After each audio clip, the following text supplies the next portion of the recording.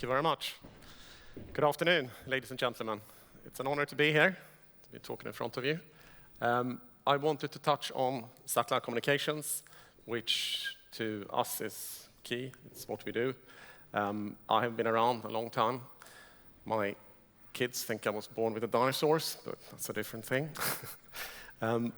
We have seen a lot of changes happen, and technology development is accelerating like crazy, and we need to keep up with it. The requirements are changing as well. So I wanted to dive straight into the current picture.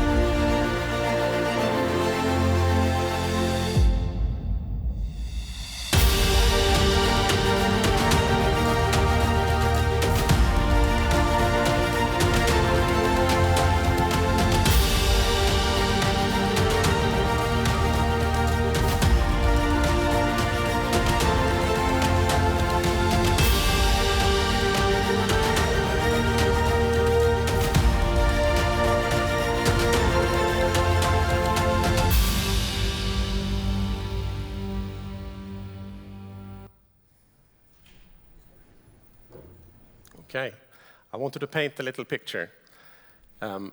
We try to move as quickly as we can together with our customers. If I were to mention a few words that I think would describe what I would like more of, is impatience. I think it's speed. And I think it's don't be picky. Try to really focus on what you need. And we try to work as closely as we possibly can with end users out there. The way things are used out there, satcom is used, changes dramatically. You have a whole raft of various technologies available, which we are picking up on. And the key is really to build a solution that our customers would like and want to see, looking at the threat levels and the things they want to see in the field. The way to do this, we think, is flexibility. So we are ready to take on really any challenges that our customers have out there. And to be able to do that, we need control. So we have invested heavily into technology. We can build basically everything that's needed in-house. We have some really good technology partners we work with within the industry who develop really key technologies out there. We made the list of Sandberg Times, fastest growing companies this year, and that's across the board, biotech and AI and server companies and anything that's out there. So we feel good about that. We must be doing something right. We sell a lot of countries out there, not a lot to the UK, which is where we're based, but that will hopefully change. So we have CNC machines. We can do any metal. If you have a customer requirement, we can literally come up with a solution very, very shortly, very, very quickly. And I think that's one thing that we definitely want to encourage. Less patience. Let's not take the 4, 5, 6 years or even 3 years. That is often the requirement when you have a program that's starting and everything else. Things can be done a lot quicker. There's technology out there, and the longer the solution is waiting to be made, the more technology have advanced, and the more outdated it's going to be once it's there. So what we have aimed for is really a flexible base, a flexible solution. We have developed something called the Paradigm Interface Module, and it's literally a flexible controller. So very powerful CPU with lots and lots of memory. Very moldable, very future-proof, if you wish. Some new technology comes out, AI, secure cloud, it can be incorporated and be made to work very, very, very quickly. We try to make the user interface very, very simple. And the key really here is to make it super simple to use for the end user. And I can't stress that enough. The guys we work with, and girls who are out there, they're in tough environments. They've got a lot of interesting, challenging things to do. And the last thing they do is, or need, is to go out with a piece of equipment that A, doesn't work, or is very complicated to set up, or is limited in some way. So what we try to do is bake in as much functionality as we possibly can, but make it simple. Very, very simple. To use our terminals, you basically literally deploy, put the pin down, and plug in the power, and it will tell you exactly what needs to be done. Very, very, very quick. And it's intelligent. You forget a cable, you forget to do something, you put the polarization the wrong way, it'll tell you, look at this, look at that. We have put on customer requests things in, like spectrum analyzers, like ping tests, like anything you can think about. Because it saves them time, it's get the equipment lighter, and they have to have less things in the field. Try to also make it very, very rugged. All our kit is IP67. We do dunk tests and some severe weather tests. You'll see some pictures later of this together with the customers to see that it's really meeting the requirements that they have out there. And that, I think, is really, really key. And as things move on with different requirements, with different technologies, you need a platform that is flexible. You don't want to buy a certain system and then have to look at another system within a few years because it's outdated. You want to be able to keep on working with that. And another very good point is to have a family. So you have one set of training. The PIM has one way of operating, whether it's on a tiny little terminal that can be jumped, or whether it's on a big dish that you need back somewhere. If you train on one of them, you can use all of them. They operate the same way, they work the same way. And they're also independent of what's inside. So independent of what modem you use, they operate pretty much the same way. If you want to go between different services, if you want to go between different frequencies, you can change in the field. If you have jamming, for example, you encounter jamming in the field, you can literally change the setup of the terminal. It's all stored, pre-stored in the terminal itself, as opposed to having to tell the poor operator out there what to do, try to get them to get on the PC and try to hack things in. It's all in there. Press the button, you can change configuration and the complete behavior of the terminal in 20, 30 seconds.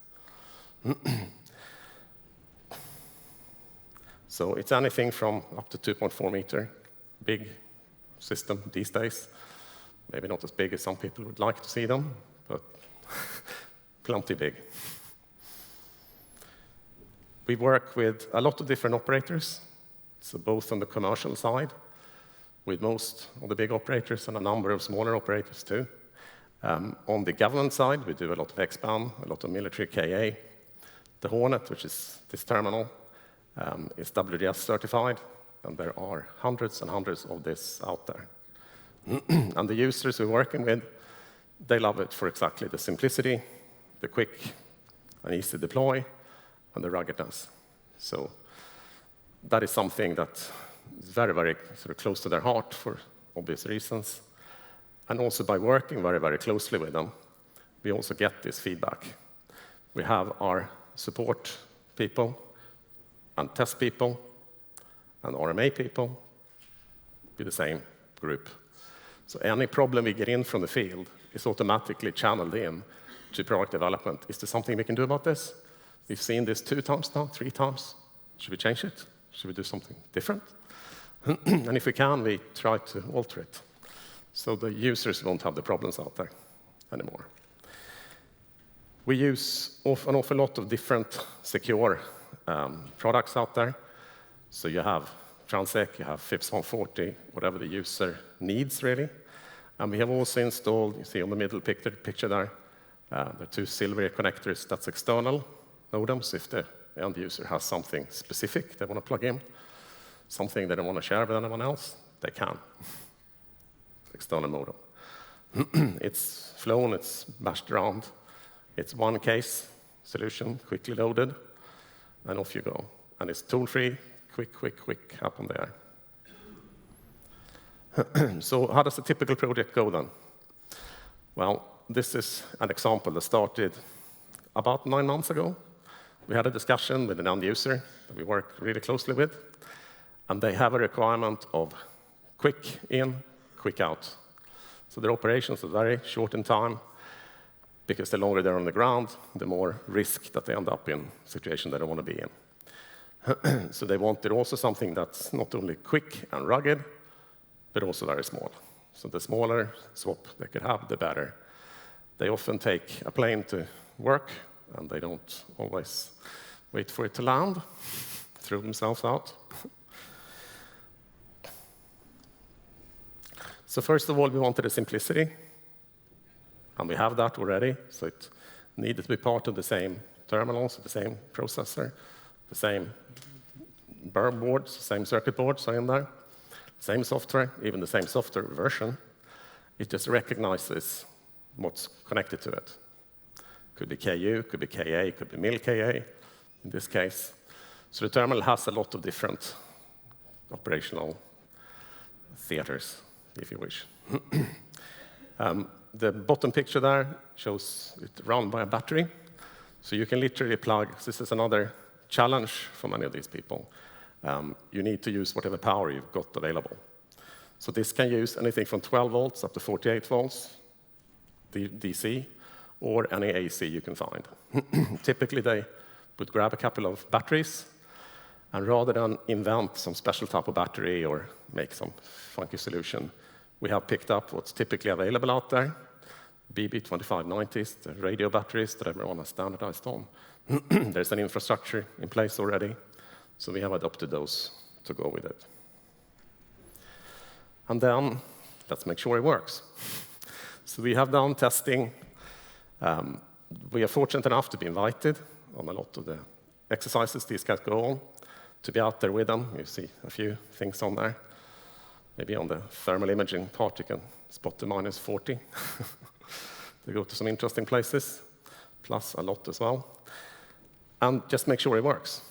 And if it doesn't work, you adjust it. You make it a bit different. All these things that are added, you can have a dark mode that goes completely back. You turn off all the LEDs and the screen. You have a night mode, which goes in so you can read it with IR goggles. And none of these things are particularly hard. And if you look at what has happened in the mobile world over the last sort of few years, we just need to catch up. And we need to have more demands on what we're actually doing technology-wise.